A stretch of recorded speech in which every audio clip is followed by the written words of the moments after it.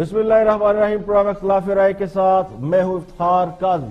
کھودا پہاڑ نکلی چویا، کھایا پیا کچھ نہیں، گلاس توڑا 12 نے. لندن سے ملنے والے 190 ملین پاؤنڈ پراسرار طور پر غائب ہو گئے، یا پھر پہنچی وہیں پہ خاک جہاں کا خبیر تھا. ایسٹ ریکوری یونٹ کے مطابق اس نے اب تک بیرون ملک سے 1 پیسہ بھی ریکور نہیں کیا. تو پھر سوال یہ ہے کہ لندن سے 190 ملین پاؤنڈ ملنے کا جو دعویٰ کیا گیا تھا وہ کہاں چلے گئے؟ کسی کی جیب میں گئے، قومی خزانے میں گئے، یا پھر جس کی رقم تھی اس کو واپس پہنچا دی گئی؟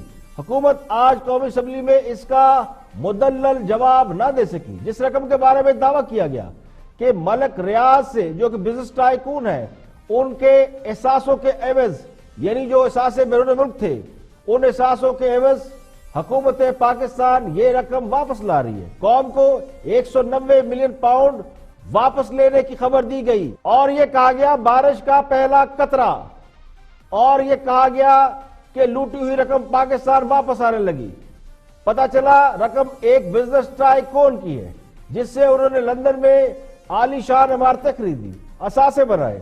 لیکن برطانوی حکومت نے جب یہ پوچھا کہ رقم کہاں سے آئی تو کوئی جواب نہ دے سکے. انویسٹیگیشن ہوئی اور اثاثے مجمد کر لیے گئے. ایسٹ ریکوری یونٹ کے سربراہ شہزاد اکبر نے یہ دعویٰ کیا کہ رقم پاکستان واپس آ رہی ہے، لوٹی گئی دولت پاکستان واپس لائی جا رہی ہے.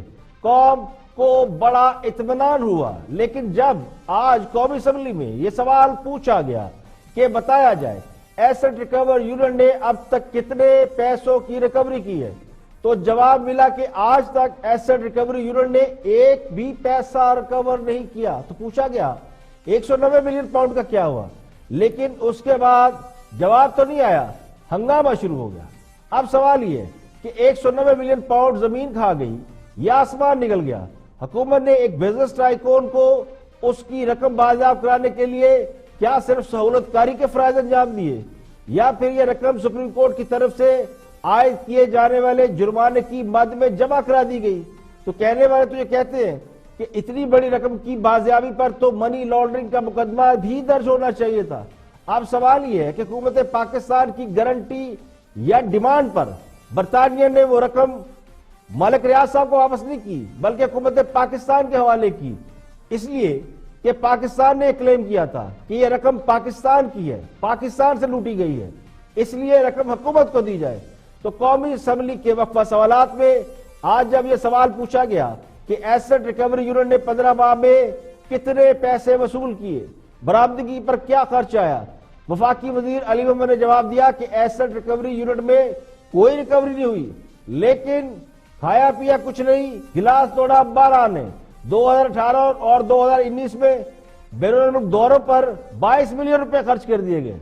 وفاقی کابینہ نے 5 ستمبر 2018 کو اسپیشل اسسٹنٹ برائے وزیر اعظم کی زیر صدارت FIA، NAB, FBI، state bank اور نجی شعبے کے نمائندگان پر مشتمل ایک ایسٹ ریکوری یونٹ قائم کیا تھا، اور یہ کہا گیا کہ اس یونٹ کا مقصد بیرون ملک غیر قانونی اثاثہ جات کی واپسی ہے، اس پر عمل درآمد کرانا ہے. اور چند روز پہلے لندن سے ملک ریاض کے غیر قانونی اثاثوں سے 19 ملین پاؤنڈ پاکستان لانے کا دعویٰ کیا گیا تھا، اور بعد میں اس رقم کے پاکستان آنے کی سرکاری طور پر تصدیق بھی کی گئی. اب یہ 119 ملین کہاں چلے گئے اگر ریکور نہیں ہوئے؟ ایسٹ ریکوری یونٹ نے اپنے کھاتے میں نہیں ڈالے تو پھر کہاں گئے؟ کہیں تو گئے ہوں گے. اب یہ 190 ملین ریکور نہیں ہوئے، ایسٹ ریکوری یونٹ نے اپنے کھاتے میں نہیں ڈالے تو پھر کہاں گئے؟ کہیں تو گئے ہوں گے. اس کا جواب کون دے گا؟ رام میں اور بھی ہم موضوعات شامل ہیں، دیکھتے ہیں ہائی لائٹ. کہ کس درجے میں، یعنی پنجابی میں کہتے ہیں پوترے ہوئے تھے وہ، اور کس قماش کے لوگ ہیں جو وکیل بن گئے ہیں.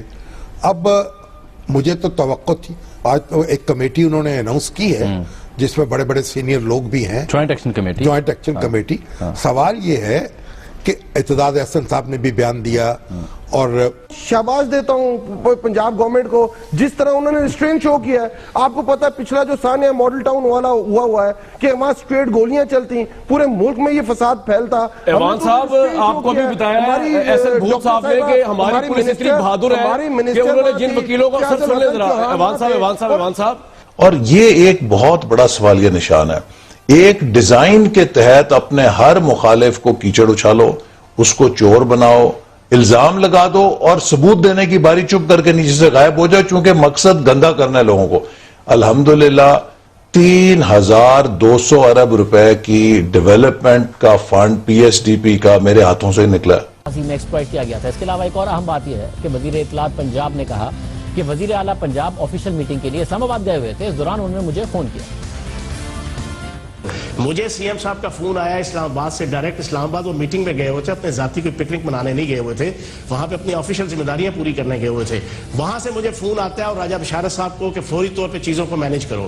میں ایک بات کر لوں. جی بھٹی صاحب آپ پہلے کر لیں. میں سر بات بیسیکلی یہ ہے کہ میں اپنے معزز محترم اور میرے فیورٹ چیف جسٹس صاحب کھوسا صاحب سے میں نے کل سے آج تک میں رد عمل کے انتظار میں ہوں.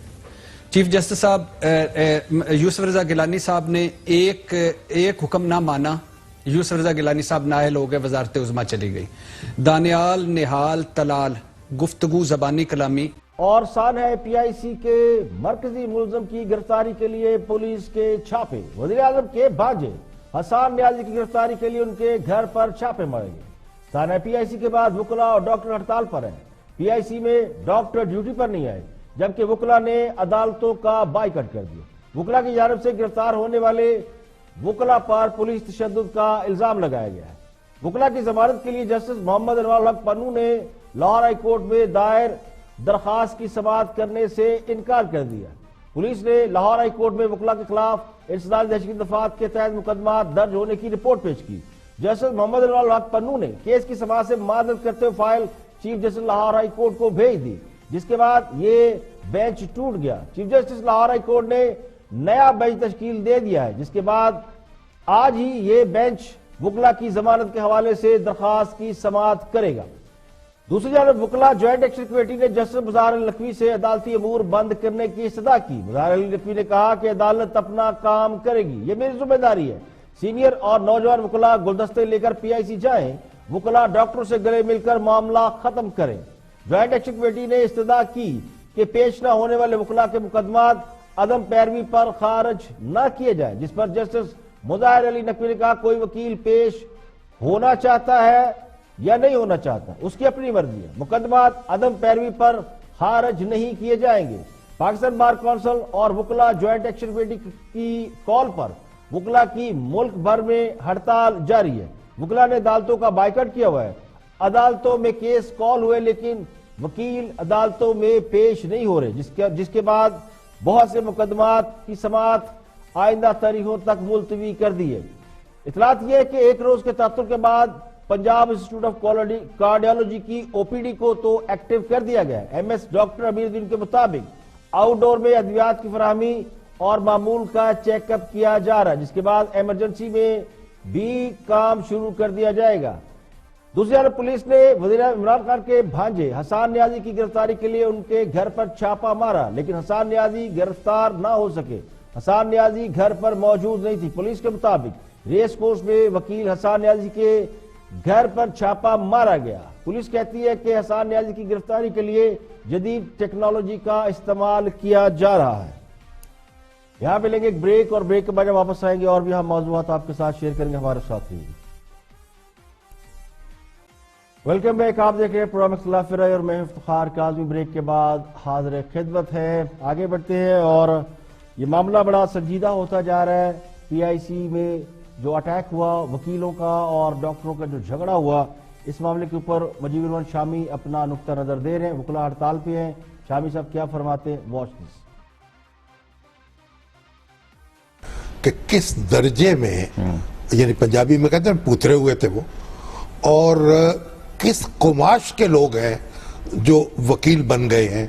اب مجھے تو توقع تھی, آج تو ایک کمیٹی انہوں نے اناؤنس کی ہے जिसमें बड़े बड़े सीनियर लोग भी हैं, joint action committee. Joint action committee. सवाल ये है कि इत्तेदाद अहसन साहब ने भी बयान दिया और साद रसूल साहब भी हमारे साथ गुफ्तगू करते रहे, दूसरे कई हमारे दोस्त हैं उनके भी यानी सोशल मीडिया पे भी उनके पैगामात आते रहे। बात यह है कि जो सीनियर वकील हैं, अगर उनको अपने पेशे की कुछ भी लाज है तो वो हरकत में आए, पार्टी ना बने। सही है, पार्टी ना बने।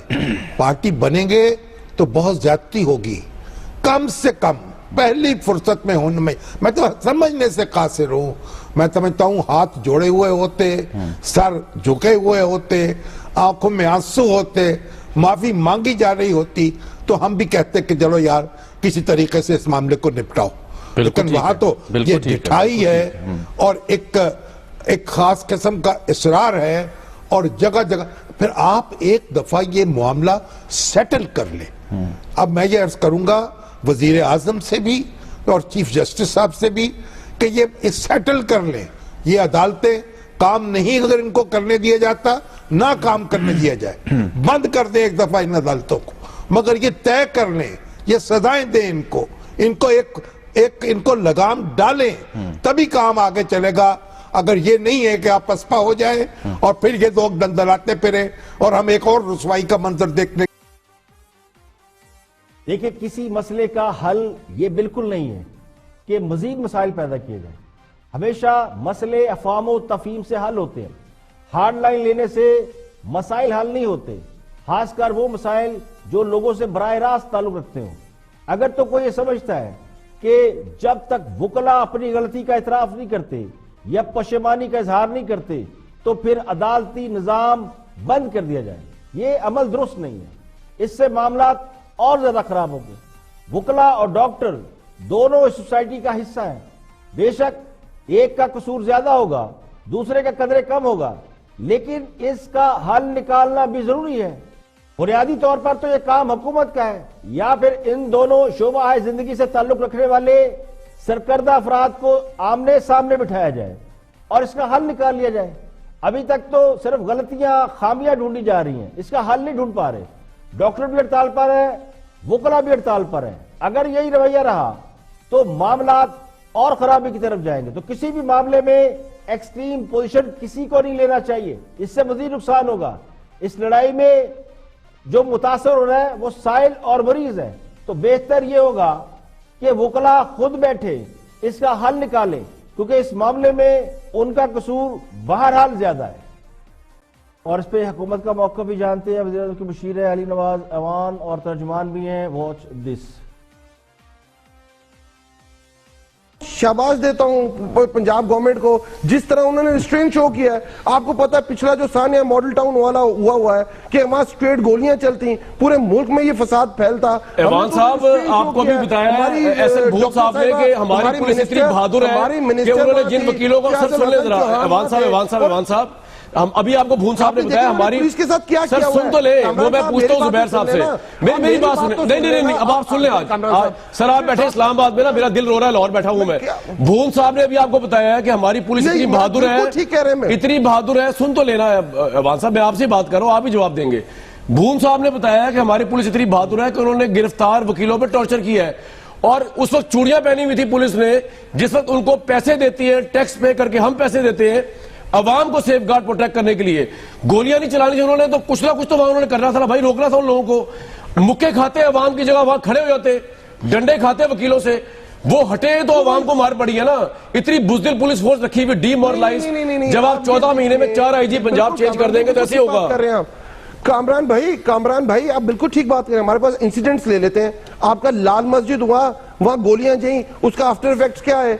बुख्ती साहब को बलोचिस्तान में कत्ल किया गया, उसके आफ्टर इफेक्ट्स। मैं आपको नहीं कह रहा आप गोलियां चलाएं, खड़े हो जाते हैं दीवार बन के। आप मुझे एक बात बताएं, दीवार बन के खड़े हो जाते हैं। हमारे तो वजीर आला इस्लामाबाद गए हुए थे प्राइम मिनिस्टर से मिलने। नो सुने सर, हम तो कह रहे हैं कस्टोडियन ऑफ द कॉन्स्टिट्यूशन है। कभी जंग की हालत में किसी हॉस्पिटल पे हमला नहीं हुआ। हम तो ये एक्सपेक्ट ही नहीं कर रहे थे वो इस तरह की हरकतें करेंगे अंदर जाके। हम तो उन्होंने जाके प्रोटेस्ट करना, आप करें सर। फिर आप पूरी पुलिस खड़ी थी, आपको पता उनके दरवाजे खोले। मेरी बात सुने एवान साहब, लॉयर्स थी, ऐवान साहब मेरी एक दरख्वास्त सुन लें। आप देखें ऐवान साहब मेरी बात तो सुन लें। कमेटी सर सुन तो ले, आप कह रहे हैं आप इंस्पेक्ट नहीं कर रहे थे, आप इंस्पेक्ट नहीं कर रहे थे ना, तो आप खुदा का वास्ता आप इस पुलिस को बंद कर दें, रेंजर्स को ले आए इधर परमानेंट।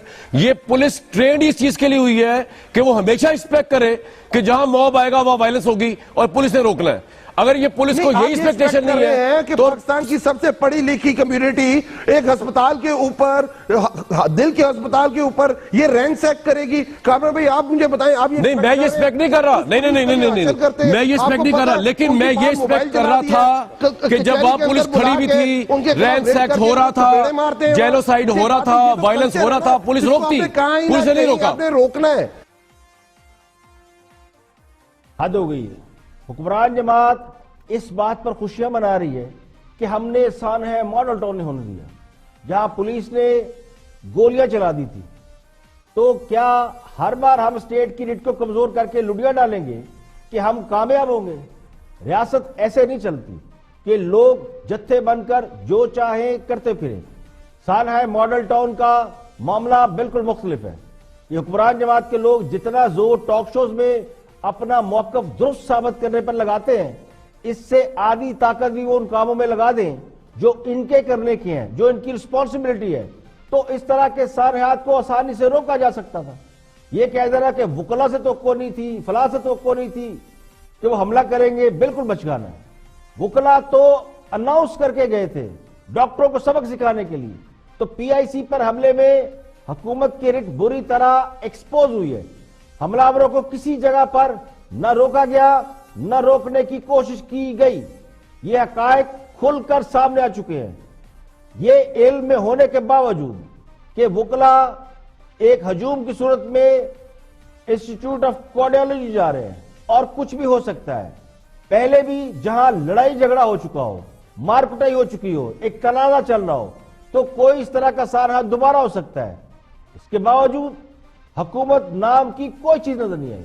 ना अस्पताल को प्रोटेक्ट किया गया, न वकला को रोका गया। दुनिया भर में मुजाहिरीन को नुकसान पहुंचाए बगैर मुंतशिर करने के दर्जनों तरीके हैं। लोग हजारों मुजाहिरीन को रोक लेते हैं, काउंटर कर लेते हैं, और ये तो 200-400 लोग थे, लेकिन किसी ने नहीं रोका। अगर मीडिया शोर न मचाता और बराह रास्त दिखाता कि वहां पर क्या हो रहा है, तो ये सब सोए रहते। कॉलम निगार, तजिया निगार इरशाद भट्टी इसी मामले के ऊपर अपनी ओपिनियन दे रहे हैं। देखते हैं कि वो क्या फरमाते हैं।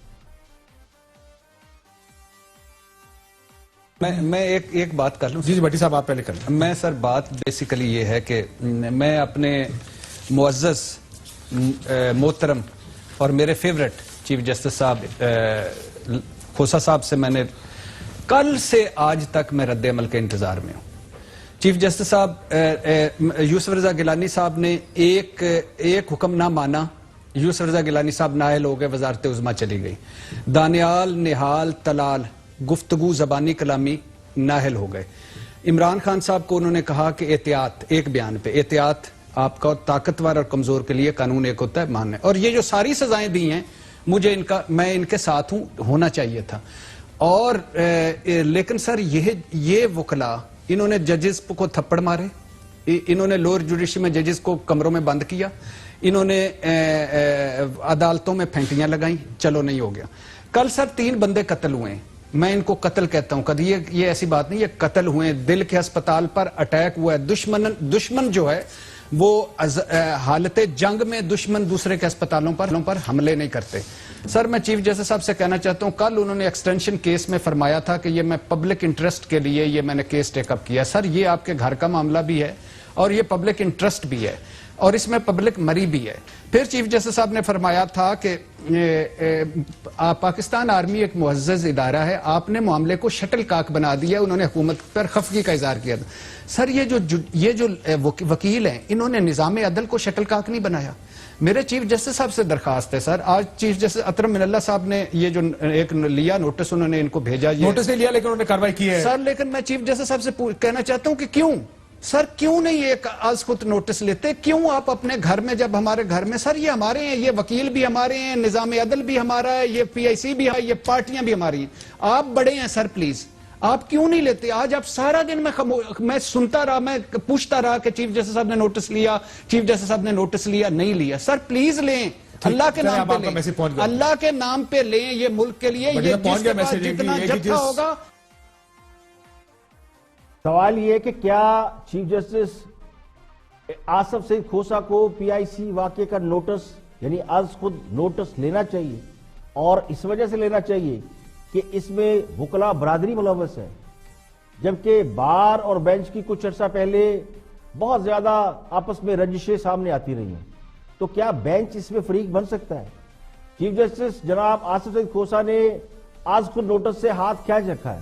جب سے وہ چیف جسٹس بنے ہیں انہوں نے کوئی آج خود نوٹس نہیں لیا۔ آرمی چیف کی ایکسٹینشن کے معاملے میں بھی انہوں نے آج خود نوٹس نہیں لیا تھا، بلکہ ایک درخواست ان کے سامنے آئی تھی جس پر انہوں نے کارروائی کی تھی۔ اب اگر اس معاملے میں بھی کوئی چیف جسٹس کو درخواست دیتا ہے تو میرا گمان یہ ہے کہ وہ اس پر کارروائی کر سکتے ہیں۔ آج خود نوٹس لینا ویسے بھی ان کے لیے مشکل ہوگا، کیونکہ بینچ اور بار میں معاملات ماضی میں تو کچھ زیادہ اچھے رہے نہیں۔ میں سمجھتا ہوں کہ معاملہ ایسا ہے جو اعلیٰ عدلیہ کے سامنے جانا چاہیے۔ آج خود نوٹس نہ صحیح، جو آج خود نوٹس کا مطالبہ کر رہے ہیں وہ ہمت پکڑیں اور درخواست دائر دے دیں۔ یہ کسی کو جذباتی طور پر پروک کرنا، اس کی بجائے قانونی طریقہ کار اختیار کرنا زیادہ مناسب رہے گا۔ یہاں پہ لیں گے ایک بریک، اور بریک کے بعد واپس آئیں گے اور بھی ہم موضوعات آپ کے ساتھ شیئر کریں گے، ہمارے ساتھ رہیے۔ ویلکم بیک، آپ دیکھ رہے ہیں پروگرام اختلاف رائے اور میں افتخار کاظمی۔ بریک کے بعد حاضر خدمت ہے، اب گفتگو کرتے ہیں سابق وزیر اعظم نواز شریف کی بیماری اور صحت کے حوالے سے۔ سابق وزیر اعظم نواز شریف کی صحت سے متعلق رپورٹ لاہور ہائی کورٹ میں آج جمع کرا دی گئی۔ کورٹ میں جمع کرائی گئی رپورٹ کے مطابق نواز شریف کے پلیٹلیٹ کی تعداد بدستور 50,000 سے کم ہے، جو تشویشناک ہے۔ لندن کے ہاسپٹل میں ان کے دل کی ایم آر آئی کی جا رہی ہے اور دل کے ڈاکٹر ان کی میڈیکل ہسٹری کو مد نظر رکھ کر ان کا علاج کرا رہے ہیں۔ لاہور ہائی کورٹ میں جمع کرائی جانے والی رپورٹ برطانوی ہائی کمیشن سے تصدیق شدہ ہے، جو آج نواز شریف کے وکیل ڈاکٹر امجد پرویز نے عدالت میں ڈپٹی رجسٹرار کو جمع کرائی۔ ذرائع کے مطابق رپورٹ میں یہ کہا گیا ہے کہ نواز شریف کے پلیٹلیٹ کی تعداد انتہائی کم ہے۔ علاج کے لیے ان کے پلیٹلیٹ کی تعداد کم از کم 1.5 لاکھ ہونا ضروری ہے۔ نواز شریف کو خون کی شریانوں کا مسئلہ درپیش ہے۔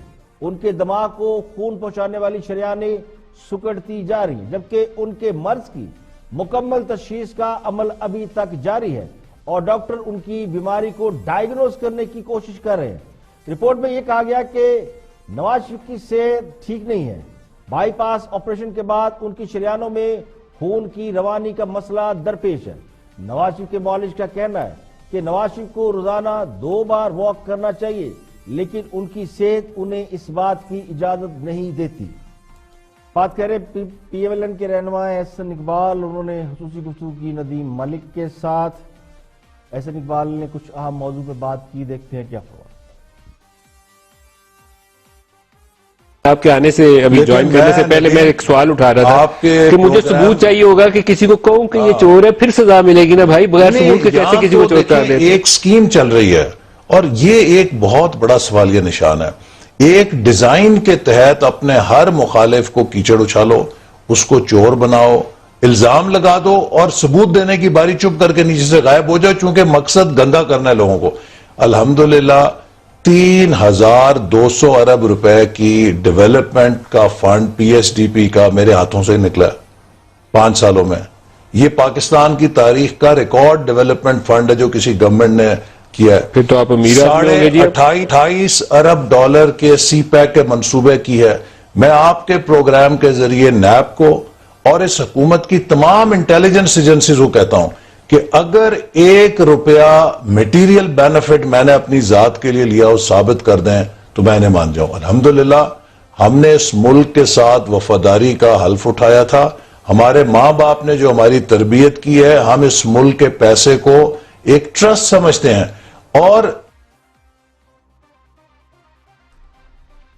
اس سادگی پہ ہائے کون مرنا جائے، یعنی مسلم لیگ نون موقف یہ ہے کہ الزامات کا شور محض ان کو عوام کی نظروں سے گرانا ہے، اور دوسری طرف وہ اپنی گردن حاضر کر رہے ہیں کہ لائیں پھندا اور ہماری گردنوں میں ڈالیں. سابق حکمران جماعت کو الزامات کے حوالے میں جو سب سے زیادہ شکوہ ہے وہ نیب سے ہے کہ نیب محض مفروضوں اور الزام تراشی کی بنیاد پر لوگوں کو پکڑ لیتی ہے, اور وہ بھی اپوزیشن کے لوگوں کو, اور دوسری طرف وہ یہ بھی آفر کر رہے ہیں کہ جناب ہم حاضر ہیں. نیب نے تو بڑی حد تک خود کو جانبدار ادارہ ثابت کر کے اپنی کریڈیبلٹی ختم کر لی ہے. اگر اپوزیشن یا سابق حکمران جماعت کے لوگ محض اس بات پر قائم ہیں کہ انہیں محض بدنام کرنے کے لیے کرپشن اور چور چور کا شور مچایا جا رہا ہے, تو پھر وہ نیب کو کریڈیبلٹی دینے کی کوشش کر رہے ہیں یا خود کو معصوم ثابت کرنے کی کوشش کر رہے ہیں. اگر احتساب کو انتقام کے طور پر استعمال کیا جا رہا ہے تو پھر حاتم طائی بننے کی ضرورت کیا ہے؟ سابق وزیر اعظم شاہد خان عباسی بھی روز ٹی وی پر بیٹھ کے کہتے تھے کہ نیب مجھے بلا لے, انہیں میں LNG کیس 2 دن میں سمجھا دوں گا. تو پھر نیب نے بلا لیا اور بلا کر اپنے پاس ہی رکھ لیا. نہ وہ نیب کو سمجھا سکے اور نہ نیب سے جان چھڑا سکے. تو احسن اقبال اگر خود نیب کے مہمان بننے کے لیے تیار ہے تو پھر یہی کہا جا سکتا ہے کہ میر کتنے سادہ ہے. آج کے لیے اتنے ہی. کل پھر حاضروں کے مزید خبروں تبصروں تجزیوں کے ساتھ پروگرام اختلاف رائے سے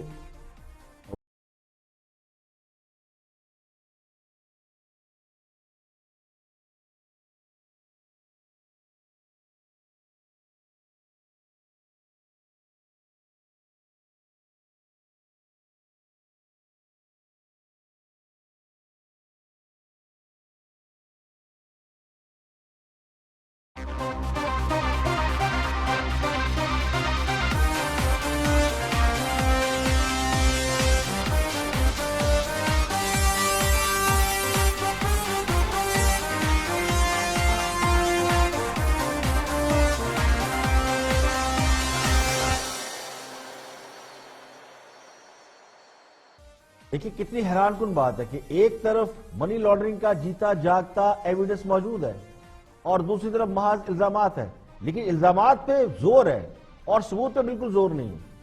برطانیہ سے ملنے والے 190 ملین پاؤنڈ اس معاشرے کے لیے ایک مثال ہے جو سیاستدانوں پر منی لانڈرنگ اور کرپشن کے حوالے سے مختلف دھڑوں میں تقسیم ہے.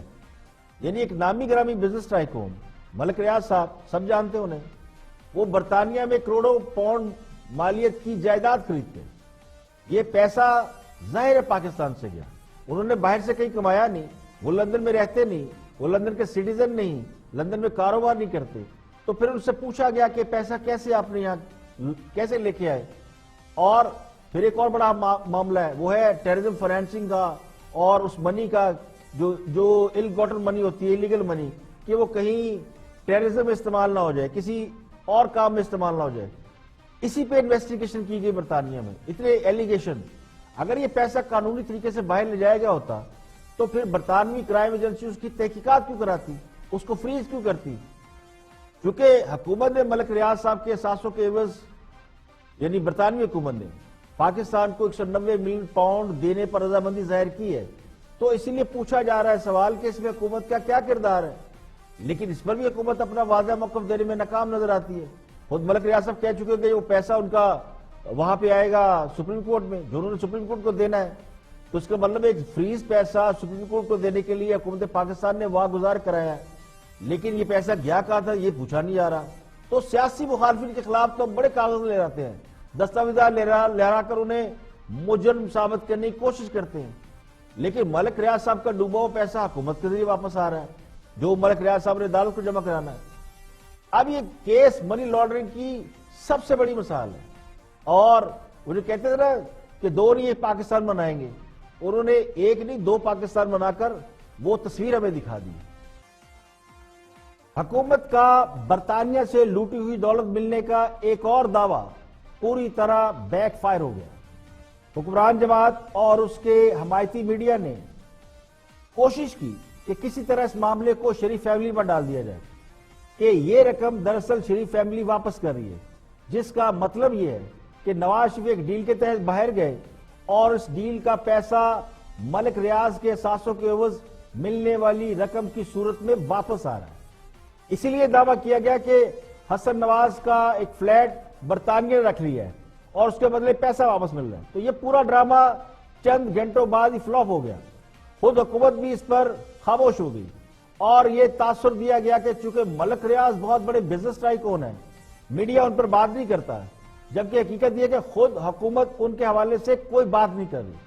ملک ریاض کے حوالے سے تاثر موجود ہے کہ وہ بڑے بزنس مین ہیں اور تمام حکومتوں کے ہمیشہ قریب رہتے ہیں، خان صاحب کے بھی خاصے قریب ہیں، اور حکومت نے ان کا وہ پیسہ جو لندن میں سٹک ہو گیا تھا وہ لندن سے واپس لانے میں سہولت کاری کی ہے۔ سوال یہ کہ اگر ملک ریاض منی لانڈرنگ سے پیسہ لندن لے کے گئے اور وہاں پہ انویسٹیگیشن ہوئی اور یہ لندن کی کرائم ایجنسی نے انویسٹیگیشن کی، تو پھر انہیں پاکستان میں جب یہ ثابت ہو گیا کہ منی لانڈرنگ کا پیسہ لندن گیا ہے تو پھر انہیں گرفتار کیوں نہیں کیا گیا؟ ان پر مقدمہ کیوں نہیں بنایا جا رہا؟ اس کے برعکس ان کا پیسہ آرام سے پاکستان واپس لایا جا رہا ہے اور یہ کہیں سیٹلمنٹ ہو گئی۔ حقیقت یہ ہے کہ ملک ریاض صاحب کو سپریم کورٹ میں کچھ 350 ارب جمع کرانے ہیں، اور اس مد میں جمع کرانے ہیں کہ انہوں نے جو کراچی میں ایک اپنا پروجیکٹ بنایا اس کی زمین انہوں نے مارکیٹ ریٹ سے سستی خریدی تھی۔ سپریم کورٹ نے انہیں اسی وجہ سے کچھ 350 ارب جمع کرانے کا حکم دے رکھا ہے۔ تو اصل میں تو ملک ریاض صاحب کے لیے یہ سہولت کاری کی گئی ہے، اور اس کی آڑ میں قوم کو ایک اور گولی دی گئی کہ خان صاحب نے لوٹی ہوئی رقم واپس لانے کا جو دعویٰ کیا تھا وہ رقم واپس آ گئی۔ اگر اس میں کوئی حقیقت ہوتی تو آج حکومت لڑیاں ڈال رہی ہوتی، نہ کہ اس پہ خاموشی اختیار کرنے کا پیغام دیا جاتا۔ آج بھی جو شہزاد اکبر صاحب نے پریس کانفرنس کی اس میں بھی اس پر کوئی بات نہیں کی گئی۔ اگر کچھ ایسا ہوتا کہ حکومت نے بیرون ملک جو رقم لوٹ کر لے جائی گئی، ویسے تو یہ الزام شریف فیملی پہ تھا لیکن چلے کوئی اور لے گیا تو واپس لے کے آ رہے ہیں تو اس کا کریڈٹ ضرور لیا جاتا، لیکن معاملہ بالکل اس سے الٹ ہے جس کے دعوے کیے گئے۔ دیکھیں کوئی مانے یا نہ مانے، یہ جو ملک ریاض صاحب کا کیس ہے بڑا سیدھا سادہ کیس ہے، اور یہ منی لانڈرنگ کا بہت بڑا کیس ہے، جن سے لندن میں پراپرٹی خریدی گئی، یعنی پاکستان سے پیسہ گیا لندن میں پراپرٹی خریدی گئی۔ ملک ریاض صاحب یہ ثابت نہیں کر پا رہے تھے کہ جس رقم سے انہوں نے وہ جائیدادیں خریدی اس کا سورس کیا ہے، تو یہ ڈسپیوٹ کریٹ ہو گیا۔ اس ڈسپیوٹ کے بعد اس کی انویسٹیگیشن ہوئی، تو جو لندن کی کرائم ایجنسی ہے اس نے انویسٹیگیشن کی، تو یہ معاملہ وہاں پہ یعنی ابھی چل رہا تھا، اور ان کی جو پراپرٹی تھی، ظاہر ہے جب کسی چیز کی انویسٹیگیشن ہوتی ہے تو نہ آپ اسے بیچ سکتے ہیں نہ کچھ اور کر سکتے، تو بنیادی طور پر وہ ایک فریزنگ ہو جاتی ہے۔ تو حکومت پاکستان نے درمیان میں پڑھ کر سیٹلمنٹ کرا دی ہے، آسان سی بات ہے، اس رقم کو اپنے کھاتے میں ڈال لیے کہ جی ہماری رقم ہمیں واپس کر دے، جس کی وجہ سے ملک ریاض صاحب ایک تو مجرم ڈکلیئر ہونے سے بچ گئے، یعنی ان پہ یہ الزام نہیں لگا کہ انہوں نے پیسہ کوئی ایسا تھا جس پہ ان کا کوئی انلیگل منی تھی، تو ورنہ ان کو منی لانڈرنگ کے جرم میں دھر لیا جاتا۔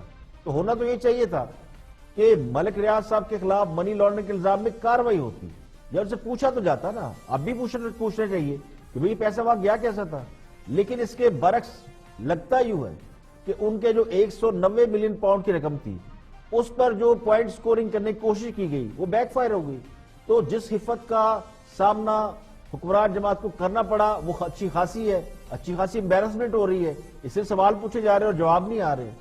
تو حکمران جماعت اسے اب شہباز شریف پر جو الزامات لگائے گئے ایک دن پہلے وہ کاؤنٹر ایک ایلیگیشن تھے، یعنی ملک ریاض صاحب کا معاملہ اٹھا، ادھر سے اگلے دن شہباز شریف کے سارے کیس کھول دیے گئے، تو لوگ ملک ریاض صاحب کا معاملہ پیچھے رکھ کے اب شہباز شریف کیس سے بات کریں، تو یہ الزامات کو دبانے کی کوشش ہے۔ یہ پاکستانی عوام اچھی طرح سمجھتے کہ کس طرح ایک ایشو کو دوسرے ایشو کے ساتھ سیٹل کیا جاتا ہے۔ ملک ریاض صاحب نے برطانوی حکومت سے سیٹلمنٹ کر کے حکومت کی مدد سے اپنی ڈوبی ہوئی رقم بچائی ہے، جسے حکومت نے اپنی گڈ ول کے لیے استعمال کرنے کی کوشش کی ہے۔ اب یہ سارا معاملہ تھا جو بیک فائر ہوا، کہانی بنانے کی کوشش کی لیکن کہانی چلی نہیں، تو شہباز شریف والا چیپٹر کھول دیا گیا، حالانکہ اس میں سے بھی کچھ نہیں نکلے گا۔ دیکھیے اگر کوئی یہ سمجھتا ہے یا مانتا ہے تو میں اس بات کو ماننے کے لیے تیار نہیں ہوں کہ حکومت کے پیچھے بیٹھ کر کوئی اور حکومت چلا رہا ہے۔ میرا گمان یہ ہے کہ اگر کوئی پیچھے بیٹھ کر حکومت چلا رہا ہوتا تو یہ حکومت اتنی غلطیاں نہ کرتی، اتنی بونگیاں نہ مارتی جتنی مار چکی ہے۔ حکومت تو خاصا بھی کر رہے ہیں، اس میں کوئی شک نہیں ہے، لیکن یہ بھی لگتا ہے کہ حکمران جماعت یہ تاثر دینے کی کوشش ضرور کرتی ہے کہ ساری نالائکی ان کی اپنی نہیں ہے۔ ہاں صاحب کو اقتدار میں لانے والے بہت سمجھدار لوگ تھے. ان کا اپنا ایک نظریہ ہے جو یہ سمجھتے تھے یا سمجھتے ہیں کہ اس ملک نے اتنی ترقی نہیں کی جتنی کرنی چاہیے, اور یہ گراؤنڈ ریئلٹی ہے, یہ حقیقت ہے, کیونکہ وہ اپنا مقابلہ بھارت سے کرتے ہیں. ہمارا کمپیریزن ہمیشہ بھارت سے ہوتا ہے. عسکری اعتبار سے یعنی فوجی اعتبار سے ہم اگر بھارت سے بہت زیادہ نہیں ہے, آؤٹ اسٹینڈنگ نہیں ہے, تو کم نہیں ہے, برابر کی ٹکر دے رہے ہیں. شاید ایک دو قدم ہم آگے ہی ہیں, لیکن باقی میدانوں میں پچھلی 2-3 دہائیوں سے ہم مسلسل پیچھے جا رہے ہیں. تعلیم, صحت, ترقی, بہت سارے ایشوز ہیں. تو اس کا ذمہ دار وہ سیاستدانوں کو سمجھتے ہیں. حالانکہ اگر تھوڑا سا اور حقائق کو دیکھا جائے تو اس دوران ماشاء اللہ کے 2 ادوار گزرے. افغان وار ہوئی, اس کے علاوہ افغان مہاجرین پاکستان آئے, پھر یہاں پہ دہشت گردی پھیلی, پھر ہم نے وار اینڈ ٹیرر لڑی, علیحدگی پسند تحریکیں چلیں, ان کا مقابلہ کیا, پھر جہادی تنظیموں کا غلبہ ہوا, خودکش حملوں کا جس طرح ہمیں سامنا کرنا پڑا, ان سب چیزوں کا بھارت کو سامنا نہیں کرنا پڑا. تو بھارت اس دوران ہم سے آگے نکل گیا, ہم اور جھگڑوں میں رہے. تو یہی غصہ اب سیاستدانوں پر اتر رہا ہے, خاص کر انہی لوگوں پر جو برسر اقتدار رہے کہ انہوں نے اپنا کام ٹھیک طریقے سے نہیں کیا, کیونکہ یہ لڑائیاں ساری تو کوئی اور لوگ لڑتے رہے. تو سیاستدانوں نے جو کام کرنے تھے وہ نہیں کیے. ان کی نالائکی کی وجہ سے ہم اپنے درینہ دشمن کے مقابلے پیچھے رہ گئے. تو کوئی نہ کوئی بینچ مارک تو ہوتا نا, تو وہ بینچ مارک کے مطابق ہم پیچھے ہیں. اس لیے نئے لوگ سامنے لائے گئے تاکہ وہ نئے خیالات کے ساتھ آگے بڑھ سکے. بڑی بڑی باتیں خان صاحب نے کی, ان کی جماعت نے کی, تو یہ لگا کہ واقعی بہت کچھ کر سکتے ہیں. اب یہ اتفاق ہے یا بدقسمتی ہے, یہ سب کچھ بھی کہیں, کہ جو بھی توقعات خان صاحب اور ان کی ٹیم سے لگائی گئی ہیں وہ پوری نہیں ہو رہی, اور اگر اس میں ناکامی ہو رہی ہے تو پھر اس میں لانے والوں کا تو کوئی قصور نہیں.